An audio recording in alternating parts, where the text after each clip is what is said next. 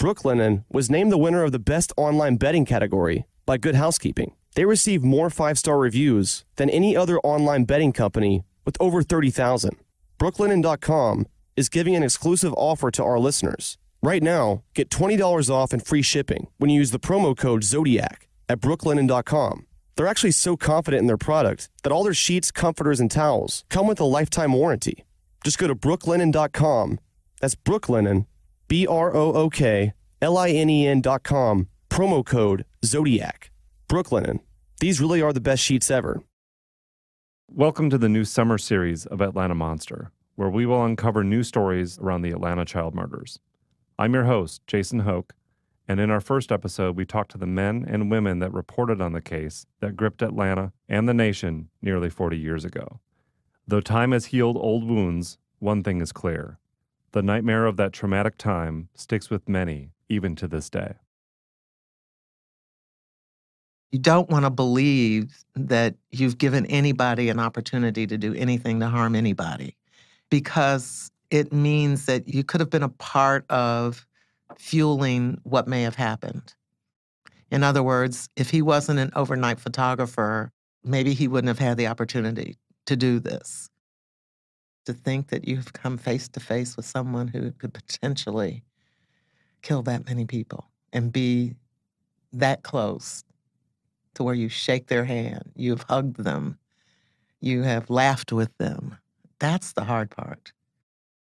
You don't want to think that you were so wrong in judging somebody. I don't want to believe that he did that, because somehow I feel that I may have had some role in helping. In Atlanta, another body was discovered today, the 23rd. At Police Task Force headquarters, there are 27 faces on the wall, 26 murdered, 1 missing. We do not know the person or persons that are responsible, therefore we do not have the motive. From Tenderfoot TV and How Stuff Works in Atlanta. Like 11 other recent victims in Atlanta, Rogers apparently was asphyxiated. Atlanta is unlikely to catch the killer unless he keeps on killing. This is Atlanta Monster.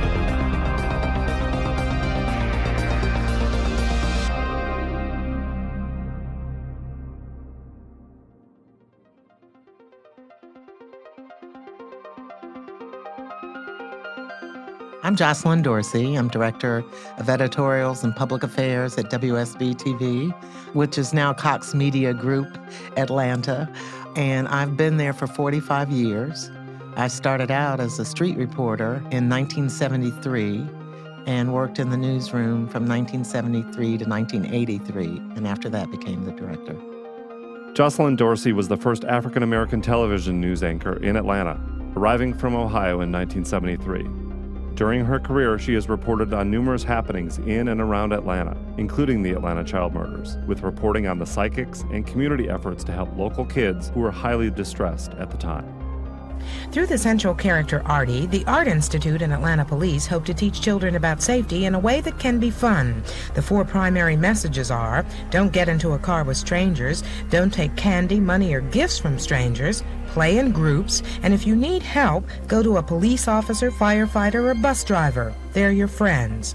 Art Institute Community Relations Director Liz Getz says, besides the basic themes, teachers can use the book as a teaching tool. The coloring book, produced by students of the Art Institute on a volunteer basis, is being donated to the Atlanta Police Bureau later this week. The printing costs for the 50,000 copies were donated by Dittler Brothers, a local firm. And officials say you'll be seeing a lot more of Artie in public service announcements soon. Jocelyn Dorsey, Action News. But that's not the only part of her involvement with this story. Jocelyn was one of the first to discover Wayne in his teen years, where he was already hard at work at the radio station he had built in his house. I first met Wayne Williams as a street reporter. We got the story of this young whiz kid who had started a radio station in his basement. So I covered the story. He was fascinated with media, and normally I mentor young people who are interested in the business, and he was very interested and wanted to come and see the station. From there, we maintained a relationship because he asked questions and wanted to shadow me and all of that. Paul Policelli worked in the newsroom at WSB also.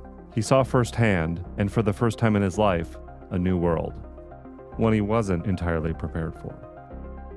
I went to WSB in 1978 as the executive producer and assistant news director. Atlanta was a very aggressive news community. It was a hot, growing city at the time. We were calling these kids street kids.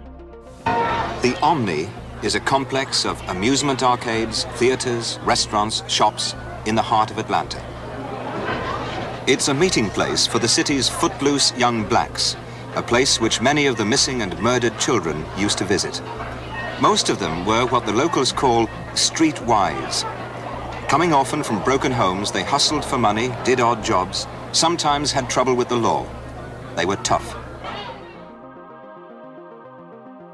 I mean, I remember my father said, "What in the world is going on down there?" And I said to him, "Dad, I got to tell you something.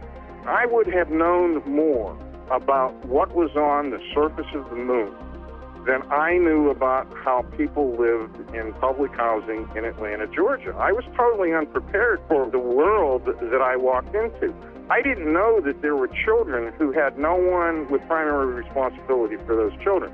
I didn't know that there were children who would be out at 2 and 3 o'clock in the morning being a mule for a drug dealer or selling homosexual favors. It was a world that was totally separate and apart from the coddled world that I grew up in. I had no concept that people lived like that. I had no concept that there was that level of child abuse in society. And Atlanta was having an epidemic of child abuse at the time, and it was particularly impactful and harmful to the minority kids at the time. And that was the big subject that never got addressed out of this. You know, they wanted to get this problem out of the way as fast as they could. And I'm not sure that Atlanta ever looked into that. Talk about a child being vulnerable, a 9-year-old out on the street at 3 o'clock in the morning, and then you've got people prowling those streets looking for God knows what. Back in those days, we had what we called stringers. We were shooting 16-millimeter film, and we would give a camera to a freelancer, especially on the overnight crew, and he decided he wanted to be a photographer. He kept shadowing them, would come in all the time, volunteer. And I told him, I said, you know, we can't pay people to volunteer, but if you want to try out to be a stringer, you can be a stringer. And that's what he did. He was freelancing for us as a photographer. Wayne's world, his world was the world of the stringer. His world was the world of going around looking for trouble at night and taking pictures of it. He was a component of that very world. He was just a young kid. And I mean, he was right out of high school, I think, when he first started working with us. I didn't know much about his home life. I knew his parents, and he was a child that was born later in their lives because they had had problems having a child. And I remember his mom telling me that he was a very special child because, you know, she thought she wouldn't be able to have children. His father was in the business. I think he was a freelancer. He may have actually worked for a newspaper, but he was a photographer. So I imagine his interest came from his dad. Jocelyn got to know Wayne and Wayne's family. But what was Wayne really like? He wasn't charming. And a lot of people didn't like him. He was kind of what people would call a nerd. You know, he was very nerdy, very bright. So I never thought that there was anything strange because I knew a lot of nerdy kids growing up. And, you know, I just thought that he was different. He did have a way about him that rubbed some people the wrong way. We heard this over and over again. Wayne was nerdy, pudgy, highly intelligent. He is a highly intelligent young man, a good student when he was in school. He was a very intelligent young man. Just an ideal student. I said, "You're very intelligent." I said, "What's your IQ?" And he said, "I don't believe in IQs." And I said, "Well, you must have done well in school. They just seem to be educated and articulate or whatever." As a student, he was extremely bright. He was a pretty intelligent guy, too. He had a very high IQ. Very intelligent young man. Brilliant asshole. Unassuming and cocky at the same time. He comes across as a nerd. He's a nerd. He's a little nerdy. He is so mild-mannered, he couldn't hurt a fly. Small, not very threatening at all. Pudgy little kid with the glasses. One of those pudgy little guys whose mom made him practice the piano. Little fat 5'7" Wayne Williams. Very quick mind. Mentally, he could just run over the average person. Wayne Williams was quiet, didn't say much, and he got his job done and left. In our newsroom, there are quite a few guys who would tease him because of the way he looked. And this is back in the 70s, too, so the times were very different. But we don't know what impact it had on Wayne. You really didn't have a lot of involvement with people because you were so busy trying to get that story on the air. I didn't know him enough to know what was inside of his head.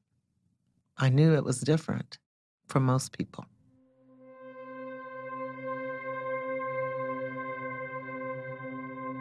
I guess I defended him because I have known people like him. And I felt sorry for them because I know that they've been bullied or people have said unkind things to them. So I have a soft spot in my heart for people like that. And so I got to be a bit more defensive because I felt as if they thought he was nerdy or something was wrong with him. He kept to himself a lot because of that.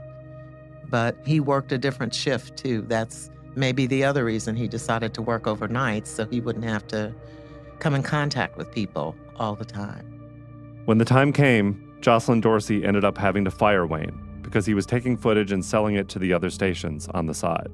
You'll recall that Monica Kaufman also said that strange things were happening. This man was a freelancer for WSB-TV. And that's not something you hide. So the part of the story was, yes, someone has been arrested in connection with this case, but this person also has worked here as a freelance photographer. So that put us in a different vein from the other stations. Then there was still the question, is he guilty or is he not? I can remember Don McClellan, who was the reporter then and since has retired. He had a huge file on the missing and murdered children. Don did that story that night, and I can remember him being, as a good reporter should be, I'm just going to give you the facts, but this still is alleged. Wayne's departure from WSB did not end well. I distanced myself from him after he left the station.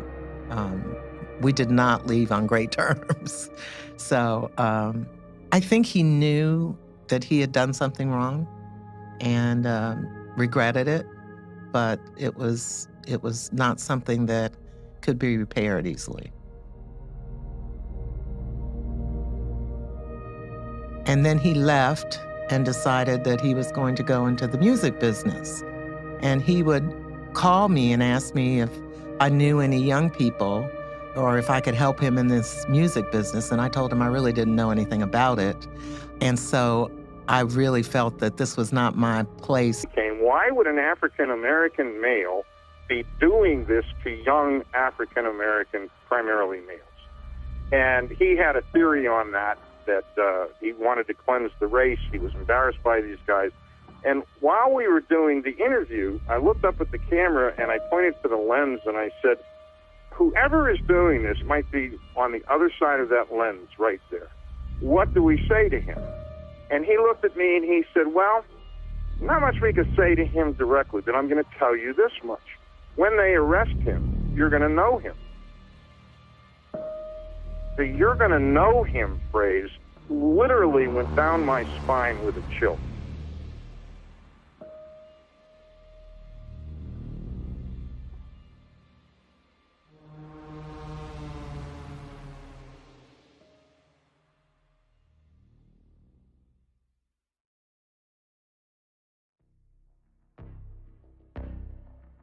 I remember getting a call, Mark Picard, 2:30 in the morning, and Mark called me and said, "You will never believe what has just happened."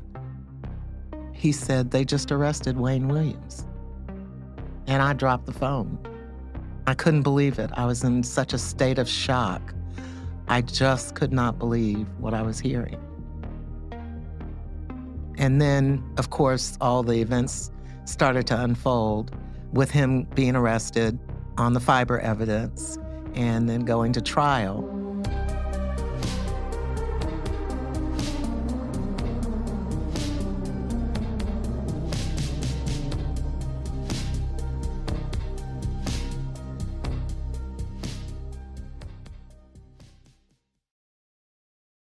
This episode of Monster is brought to you by ZipRecruiter. You know what's not smart? Job boards that make you wait for the right person to apply for your job. But you know what is smart? Going to ZipRecruiter.com/Zodiac to hire the right person. Unlike other job sites, ZipRecruiter finds qualified candidates for you.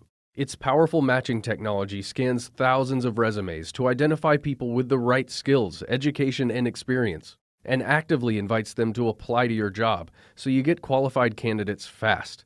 That's why ZipRecruiter is rated #1 by employers in the U.S. This rating comes from hiring sites on Trustpilot with over 1,000 reviews. Right now, you can try ZipRecruiter for free at this exclusive web address, ZipRecruiter.com/Zodiac. If you love this show, show your support to it and ZipRecruiter by going to ZipRecruiter.com/ZODIAC. That's ZipRecruiter.com/Zodiac. ZipRecruiter, the smartest way to hire.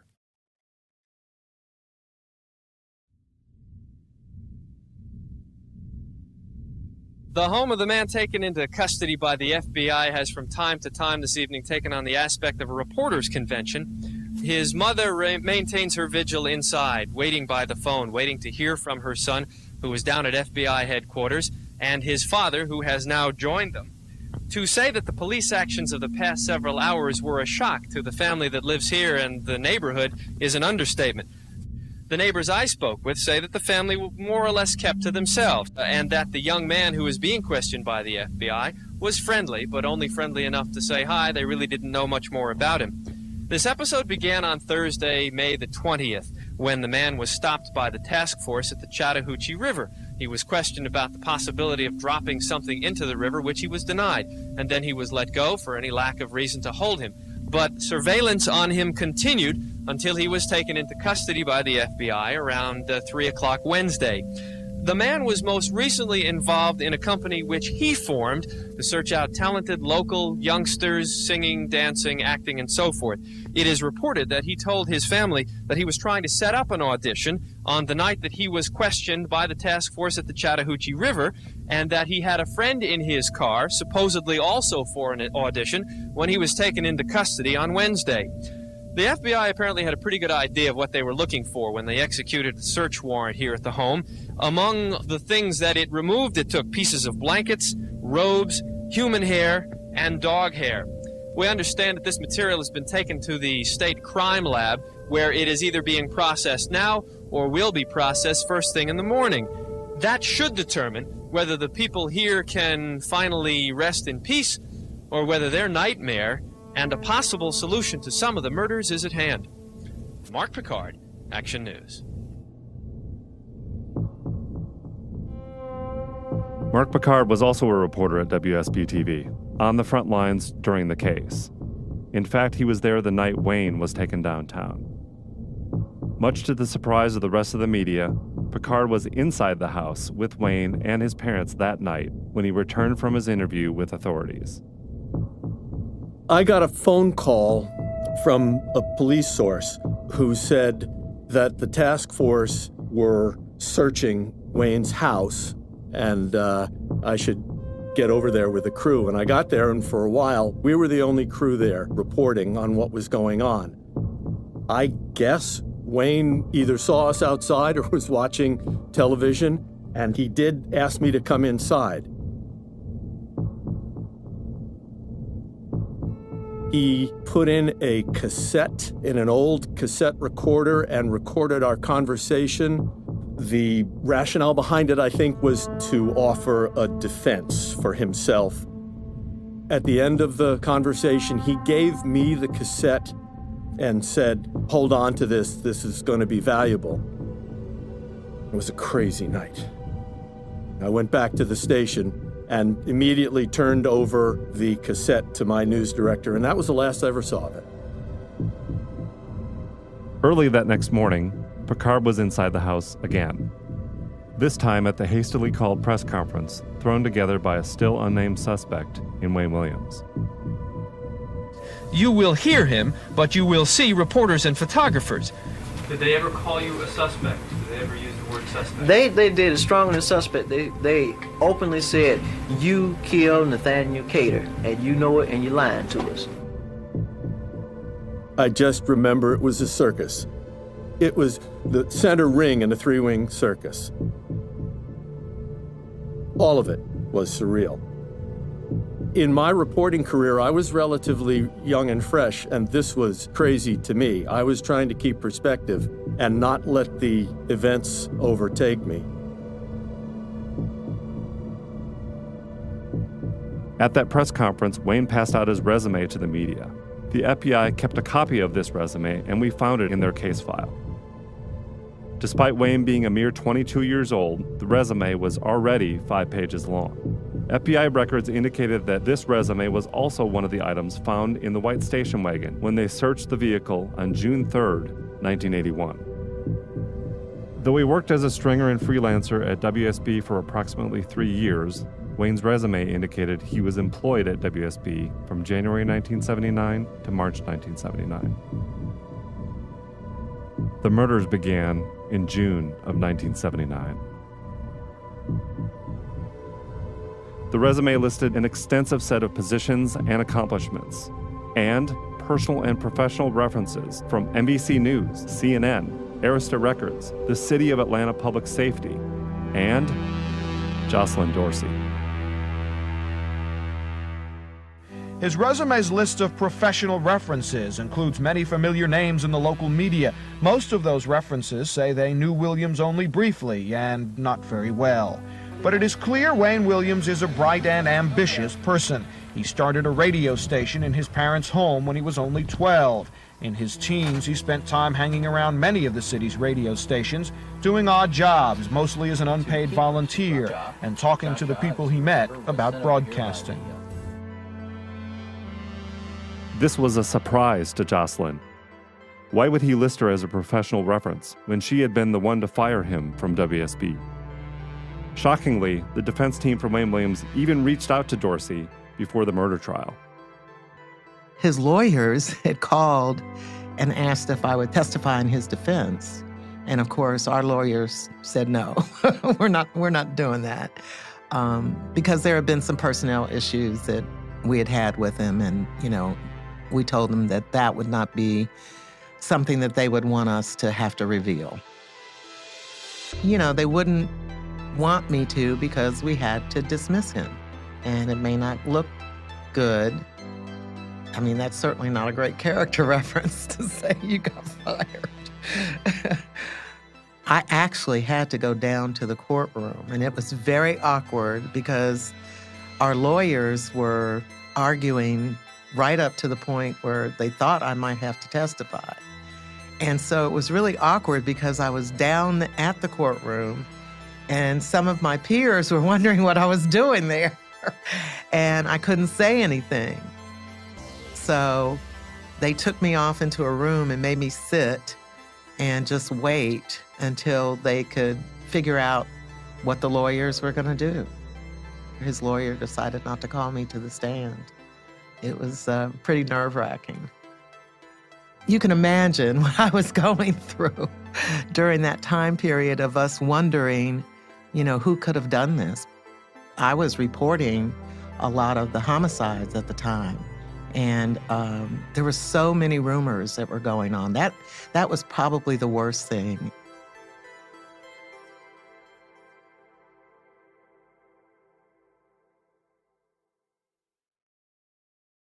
Brushing your teeth is probably the least risky thing you can do. Or is it? Part of that depends on your electric toothbrush, and many of those have excess power that feel like a jackhammer on your gums. That's why I use Quip.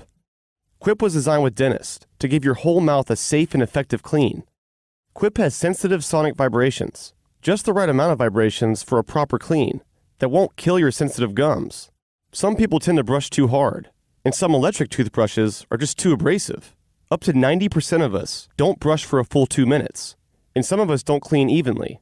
That's why Quip has built-in 2-minute timer pulses, which pulse every 30 seconds to take the mystery out of how long you should brush and when to switch sides. I love Quip because it's compact, simple, and effective, and also why over 1 million happy, healthy mouths do too.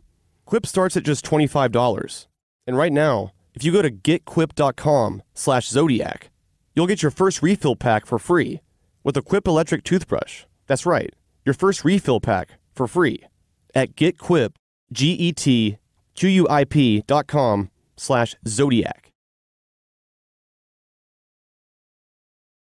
Newsrooms were hearing rumors and stories constantly. Questions arose in many of the reporters' heads, including Captain Dave Folk, who wondered what was happening at the Williams home. Captain Dave and others questioned the role of Homer Williams, Wayne's father, a topic that came up over and over. At the time, both the news media and officials investigating the case were also curious as to the role of Homer and his wife, Fay. I'd like to know more from him. It seemed like his mother was a shot caller. She was the spokesperson for it all when it was happening. See, he has been tried, and may as well say has virtually been convicted long before by the media. The Williams claim that police, desperate for a break in the case, set up their son's arrest. They didn't have and don't have enough evidence, not only to indict him, but to arrest him. I just like to give them a warning that whether they believe it or not, the killer is still at large. He's out there. I'm the only person in Atlanta got a 14-year-old German Shepherd dog. Are you the only person? I'm the only person in Atlanta got green carpet on my floor. My house is not the scene of a murder. I have faith. I have faith in that. And all this homosexual stuff they're talking about came from those street children, what they call street children. Fay Williams made the call to WGST News Radio last night during a live interview with Dr. Joseph Lowry, president of the Southern Christian Leadership Conference. We've got some high officials that are doing a lot of cover-ups, and we are going to expose a lot of it tomorrow morning. But when tomorrow came, a very subdued Homer Williams and his attorney, Len Watley, had little to say. It is our conclusion at this time that no statements will be made. I think that's conspiracy. I definitely feel that you have the wrong person. Put it that way. And I'll say again that Wayne is being used as a scapegoat. I don't know about his ties. I don't know about who he knew or what he knew. He's very quiet and would not talk. And if so many victims were linked to the fiber evidence originated from the carpet and blankets in the Williams house, how did this all tie together? What happened at the house? And if they were killed at that house and loaded in the car, who helped kill them? Who helped load them up? Is that not a logical question? Penelope wrote, yeah, because that's where the carpets were. That's where the dog was. You don't take your dog to kill somebody. What was going on in that house? Fiber here, fiber there. It's not enough questions asked, but enough to honestly send him to prison. But who else needs to be in prison? Wayne Williams' parents, they wouldn't talk. If somebody was killed in your house, don't you think you'd know? The carpet's been messed up, the floor, and there was some hollering or something. I didn't see it, but I heard that the police found some burned film in the backyard of the house. I'd like to know what was on that film. Maybe it was snuff film or pornography. Maybe he did take some photographic evidence that was destroyed. Mrs. Williams was outspoken in the defense of her son. I wanted to hear more from Homer. He was an accomplished photographer. But what did he know about that case?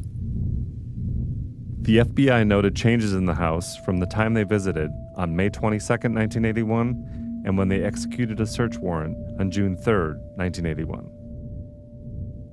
When they went back to the house, FBI special agents observed a number of changes. Furniture from Wayne's bedroom had moved to other rooms. Business papers and unidentified documents previously observed had been removed.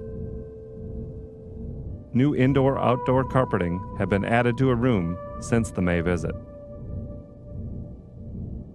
What exactly was happening in the Williams house as investigators were closing in on their suspect?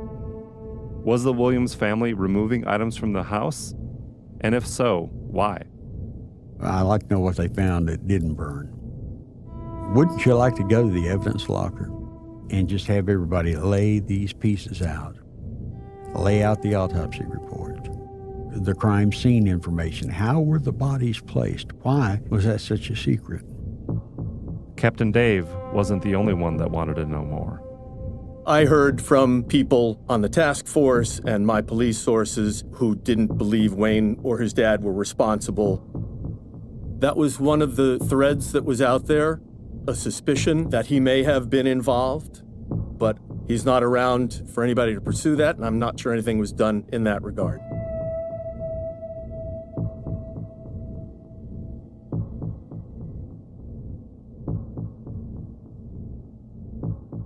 Many reporters continued to hear from Wayne during, but also after, the trial.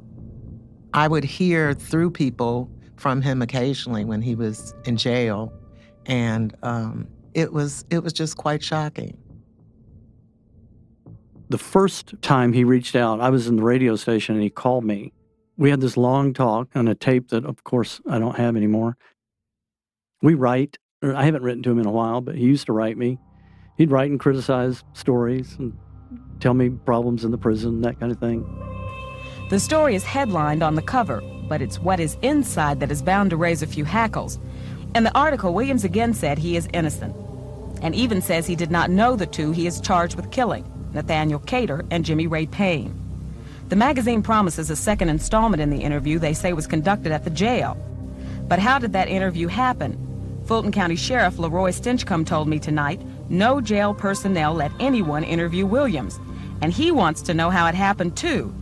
He told me he isn't pointing fingers, but says the only people allowed to see Williams are the DA's office, Williams' parents, Williams' attorneys, and people working on the defense who were approved by Williams' attorneys.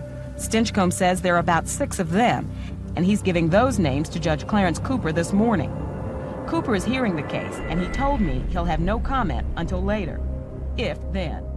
Attorney Mary Welcome would only say she knew about the article, but she wouldn't say. The impact of this case still sticks with those who covered it, triggering a surprising range of emotions then and now. There was a certain exhilaration, actually, to be honest, not to in any way see any advantage in the suffering of the families who've lost their children. Just as a news story, it was probably the biggest that I'd ever been involved with, and so I felt an exhilaration at that point, but I also felt an obligation to be fair and to get it right. Literally wake up in the middle of the night, you just flash awake. And I remember seeing in my mind, the nightmares that I would have. I would be in one of those projects, and a killer would be stalking me. It affected me to that level. Becky Leet was the ABC reporter at the time who had reported on Ted Bundy. She had the exact same experience reporting on Ted Bundy. She said, I would wake up in the middle of the night and I would see Bundy in my room. And it was that kind of thing with the Atlanta child murders for me. I'm glad that I never had to deal that much with that kind of story again. The incarnate evil that can live in men. The only thing that I really felt was why he was working an overnight shift. And I always wondered why he was so interested in covering homicides or breaking news. I guess the hard thing for me is to think that I would have been such a poor judge of character. We'd had enough. I mean, it was very tense. And I think people breathed a collective sigh of relief and buried it.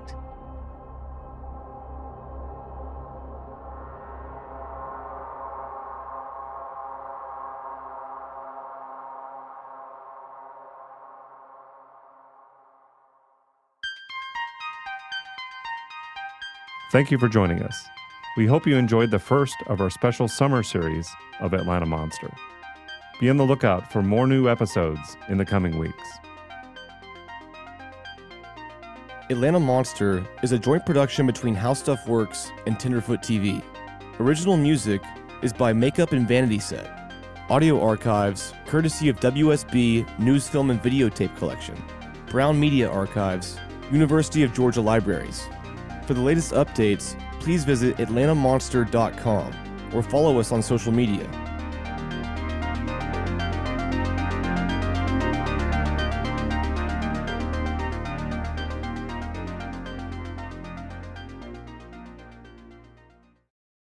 Hi, I'm Ariel Caston. And I'm Jonathan Strickland. And together, we're going to tell you the stories behind some of the biggest triumphs and failures in business. That's right. We're going to explore situations that tested the mettle of entrepreneurs, pivotal moments that required making tough decisions. We'll be talking about some big companies that everybody knows, like Disney, Lego, and Harley-Davidson. And together, we try to answer the question, what do you do when you find yourself at the brink? Listen and subscribe at Apple Podcasts or on the iHeartRadio app, or wherever you listen to your podcasts.